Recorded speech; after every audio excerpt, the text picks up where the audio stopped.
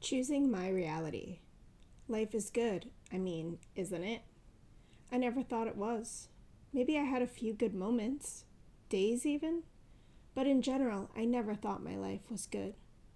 As I got older, I started to believe life in general wasn't good. When we really break it down and enter the depths of reality, we start to realize how little control and power we have over our lives.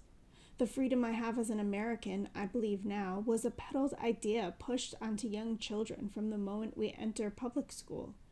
But that's a bigger debatable topic for another day. For now, let's just stick to my perception on this life in general. I have spent my life so addicted to being a victim that much of my perceptions have been skewed by this false, deep-seated belief.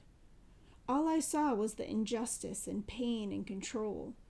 Now let me say that I still believe very much all these things are rampant in our world. It's easy to see those things because they are everywhere.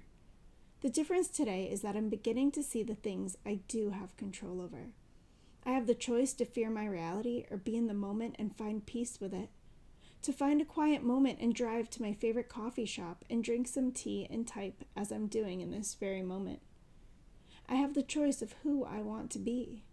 I literally have the freedom to choose in this moment to be friendly or not, to bring peace into the world or add to the chaos.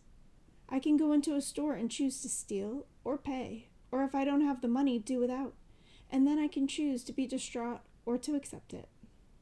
My middle son was born with a severe need to control. Any parent will know that toddlers can be very controlling.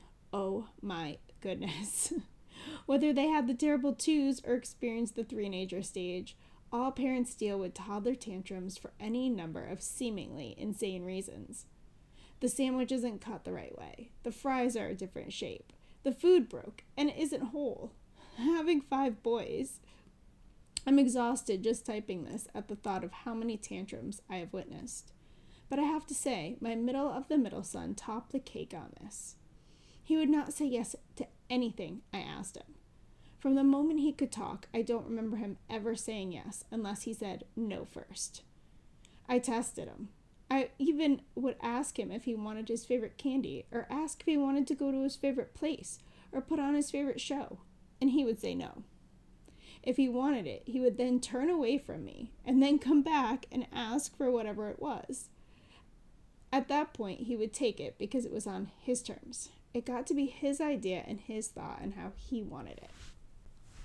Now that he is older, he is 7, his tantrums have turned into sometimes violent episodes. During these episodes, when I notice his resistance is lessening and the fuel within him is dwindling, I start to ask him if he is done. When I do this, I'm reminded that my son has a choice. He may not be able to choose whether he picks up his bag or not, or cleans the table or not, but he has the choice in how he perceives these tasks and in how he reacts to being told he must do these tasks. He also has the choice in how he wants to treat me when I ask him to do these tasks and how he treats the other people around him when upset, mainly his brothers. As I ask him if he is done or not, I begin to share with him all the things he has control over, reminding him that he does have so much that he can control in the moment. He must still pick up his bag or help clean the table off, but a handful of things he does get to choose. The more I walk my son through this, the more I gain for myself the understanding of how much control I have today. In this very moment, I can focus what I don't have control over or what I do.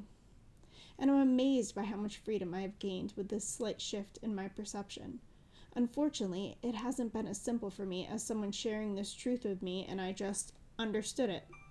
I had to do the work to go back into those childhood memories and change my perception of them. I had to start to recognize the parts that rise up in me and acknowledge them to find my authentic self that can make new choices and receive new, healthier perceptions.